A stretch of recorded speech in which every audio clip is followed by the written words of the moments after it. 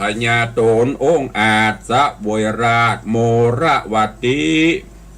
โมระวัติตำจองเศรษฐีป้อแม่อันตังหน้าแผ่กองหา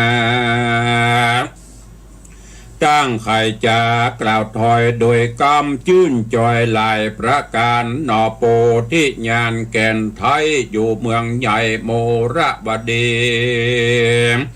กับสองเศรษฐีป้อแม่เมินนานเกตหลายวันกวนดีพันกระพรากยิงออกปากจะไข่ขอปิตามันดาสองเท้าเอาไปอยู่เฝ้าตัวตำตีหอคำภาษาอันกว้างอาจงามตาในเมืองปาลาเตตองโค้งเขตห้องมะยุระวดีก็มีวันนั้นและนามูลาสัทธาเจ้าขาตั้งลาหายจุงฟังนิยายนี้เล่าจับต้องถึงสองเท่าเสียทีอันฟังกำดีทวนถูกแห่งเต้าลูกใส่ใจจริงจะใครตอบถอยโดยกำจื่นจ้อยปิญาว่าโดราโบตาเฮยลูกลาโบราณว่าจะสอนว่าแม่นอาพรอาวรลำบากโอดกลั้นอยากอาหารเป็นตุกผ่านเหลือแหล่โจรร้ายแผ่ราวีบ้านเมืองมีอุบาทบ่ได้ขาดเดือนปียิ่งกว่านี้ลาพรากย้ายออกจากเมืองตนไปอยู่โหนแห่งห้องประเทศต้องแดนไกลอันหาภัยบ่ใดบ่ฮ้อนไม่เครื่องขาเครื่องขี่เข้าน้ำมีหลายหลากฟ้าฝนหากอุดมจริงจับสมไฟอ่างบ่ห่างบ้างเสียสูมเป็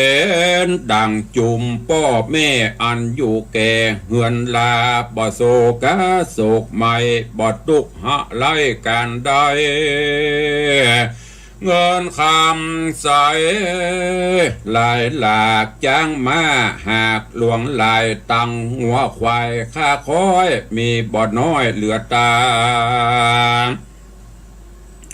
ตังวงสาปีดน้องมีจุห้องปุรีเป็นสุขีแต่เล่าบ่โศกเศร้ากันได้กันนี่ไปห่างข้างไปอยู่สังแดนไกลฝูงคนใดขาคอยตั้งใหญ่น้อยยิงใจญาติลายเหลือแหล่เข้าเตี้ยงงาแห่ตัวจอมเข้าของร้อมกองก่อจ้างมาพอเหลือลายตั้งหัวควายบ่อน้อยจักเป็นถอยตัวไปกำยากใจเดือดไม่เตี้ยงเกิดใดมีมาเมืองปาลาดนี่เล่าเตี้ยงดังเปล่าขี่มองเหตุนั้นสองปอแม่จักอยู่แต่เมืองตนบอกกลางบนไฟอ่างไปอยู่สั่งแดนใดขอใส่ใจลูกตาเอาอย่าโศกเศร้าโศกาจุงปาโยธาไพรน้อยตั้งนางยอดซอยเตวีปอกสู่ปุรีเตต้องคงเขตห้องเมืองต้นย้อนกุศลมากกวางลูกได้สั่งแต่เดิมอ่อนยิ่งได้เป็นเจ้าวานกรภาพดาวได้เป็นเต้าภาพปลาพ่อแม่นี้นาบุญบ่ใหญ่จริงมาได้เป็นเศรษฐีคนโลกีจูผู้หากเป็นอยู่ตามบุญและนาเมื่อนพญาธรรมิกราชคือเจ้าน้อยหน้าโจติกุมาร ฟังกำขานพ่อแม่หากแม่นแต่ดิลีการถึงวันที่วันดีเป็นปล่อยเจ้านาดน้อยหนอพุทธาก็สั่งอำลาพ่อแม่ตั้งเท่าเกตานายป้าเสนาลายมวลหมู่ปอกขึ้นสู่ยังโมระบัตินกรรีบเตียวจอนไต่เต่าตามตั้งเก่ายามมาก็มีวันนั้นแหละนาเนติตังขีญาสังวันนาวิเศษจาห้องเหตุธรรมเทศนานางเก้าหันลำดับการมาถึงผูกทวนที่เจ็ดก็บังโกมสมเรศสเดชก็จบไป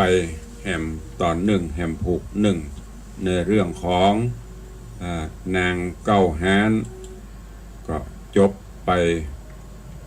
ถึงนางผูกทวนที่เจ็ดซึ่งในตอนนี้มาถึงยังป่องตอนตีโปที่สัจเจ้าได้นำปลาเอาเหล่าเสนาอำมาตย์พร้อมกับประธานะลีลามเหสีเพื่อที่จะปิกไปเยี่ยมบ้านเยี่ยมจองป่อเศรษฐีแม่เศรษฐีอันเป็นปิตามารดาผู้บังเกิดเกล้าในระหว่างต่างก็ผ่านบ้านผ่านเมืองวิเตหะนครพญาเจ้าเมืองวิเตหะซึ่งหลงฮักใคร่ยังประธานะลีลาแต่ว่า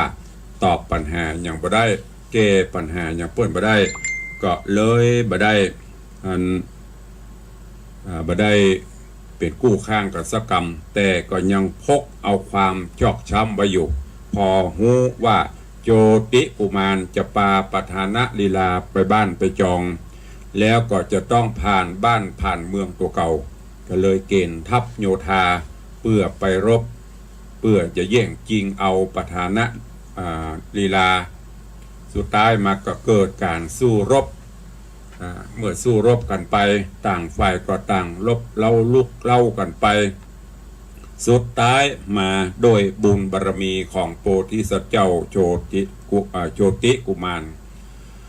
ก็สามารถที่รบผาบแปะเอายังพญาวิเตหะได้ราบคาบแล้วก็สุดท้ายมาเกิดความเมตตาสงสารกลัวจะเป็นบาปเป็นกรรมก็เลยเอาไม้เต้าวิเศษที่ป่อเศรษฐีมอบฮือที่เกาจี้ตายป่ายจี้เป็นกาวมาจี้พญาเจ้าเมืองปิกฟื้นขึ้นมาจี้เหล่าเสนาอำมาตย์จางมาที่เสียชีวิตลงได้ปิกฟื้นขึ้นมาเหมือนเก่าเหมือนเดิมพญาวิเตหราชก็ยอมมือสาขออภัยและก็ขอเป็นบริวารหรือว่าเป็นเพื่อนเป็นฝูงเวลามีอย่างเกิดไปตั้งหน้าต้องการความช่วยเหลือจะได้ก็ขอให้ได้บอกมาหลังจากนั้นแล้วโชติกุมารกับประธานะลีลาก็ปาเอาเหล่าเสนาอำมาตย์ไปจนถึงบ้านถึงเมืองไปถึงบ้านถึงจองแล้วก็ไปกราบไปไหว้ป่อเศรษฐีแม่เศรษฐีต่างก็ดีอกดีใจที่ลูกได้ปิกมาจากนั้นก็อยู่กันพอประมาณได้การเวลาที่จะปิกก็แจ้งความประสงค์จะมาเอาป่อเศรษฐีเอาแม่เศรษฐีอันเป็นป่อเป็นแม่เนี่ยเอาไปอยู่โดยเพื่อจะได้อุปถากอุปถัมภ์คือป่อแม่ได้อยู่สุขสำราญป่อเศรษฐีแม่เศรษฐีก็บอกว่าโอ้ลูกเหยป่ออยู่นี่แม่อยู่นี่ก็บ่ได้ทุกข์อันหยังบ่ได้ลำบากอันใดบ่ได้ลำบากอันหยังก็พระบอกว่าอยู่ที่นี่ดีแล้วเอาไปที่อื่นจะเป็นจะได้บ่ฮู้แล้วก็จำเป็นจะต้องโขนเคลื่อนย้ายกันไปก็จะเป็นอันตรายฉะนั้นก็ขอให้ลูกไปอยู่ไปปกครองบ้านปกครองเมืองเตอะมีอย่างพ่อก็จะไปหาถ้ามีอันใดขับแค้นใจก็มาหาพ่อหาแม่กำลังอู้จ่าสุดท้ายโชติกุมารก็เข้าใจก็จะขอลาปิกไปปกครองบ้านปกครองเมือง มาถึงตัดที่นี้จบลงก้อยฟังกันในตอนต่อไปญาติโยมท่านทั้งหลายถ้าเราจะเปรียบเทียบหรือว่าแก่นธรรมปริศนาธรรมข้อคิดต่างๆนั่นก็คือโชติกุมารโพธิสัตว์เจ้าตีไปถูกวิเทหะพญาเจ้าเมืองเกิดการชิงนางกันเกิดขึ้นถ้าเปรียบแล้วก็คือไปเจอกิเลสตัณหานั่นน่ะการครองบ้านครองเมืองเป็นกู้ผัวตัวเมียมันจะต้องมีอันอย่างมากระทบกระทั่งเป็นบางครั้งบางคราวนั่นก็คือพญามารพ่องหรือว่ากิเลสต่างๆที่มันเข้ามาครอบงำเป็นบางเป็นคราวถ้าเฮาบ่มีสติมีปัญญาแก้ไขสุดท้ายก็จะต้องเลิกล้างห่างกันไปเอาบดาบสลีกันใจก็ดีเก้าจี้ตายมาจี้เป็นก็ดีก็คือปัญญาเฮาน่ะสติอันเนี้ยเปรียบเสมือนดาบสลีกันใจเตื่อมันพลาดพลั้งเผลออย่างไปเพื่อมีสติปิกฟื้นดึงขึ้นมาเนอะมันพลาดมันเผลออันใดไปคิดพิจารณารับตาเป็นสมาธิคิดค้นหาหนทางที่จะแก้ไขอาจจะไปเก็บไปอันไหนที่มันมืดมันตันมันบอกกับบอกกล่าวปรึกษาผู้รู้นักปราชญ์ราชบัณฑิตเพราะฤาษีก็เปรียบเสมือนผู้หูทั้งหลายเนี่ยที่มีรอบตัวเฮาขับแค้นใจอันใดติดขัดอย่างกับปรึกษากันไปสุดท้ายก็จะได้แก้ปัญหาในบ้านในจองของเฮาจะไปเก็บไว้แล้วจะไปฮื้อพญาก็คือความโกรธความโลภความโกรธความหลงเข้ามาครอบนักก็ก่อยแกะก้อนไกแก้ปัญหาไปสุดท้ายปัญหาทุกอย่างอย่างเป็นว่ามีทางแก้ก็ฝากไว้กับสาธุชนทุกท่านด้วยเนอะวันนี้เวลาหมดเวลาแล้วก็ขอนำรายการจากครูบาอาจารย์ท่านเจ้าญาติโยมศรัทธาไปก่อนปะกันใหม่วันต่อไปอยู่ดีมีสุขเหมือนกันจุผู้จุคนจุตนจุองเนอจัตตาโรธรรมาวัตันติอายุวันโนสุขังปะลัง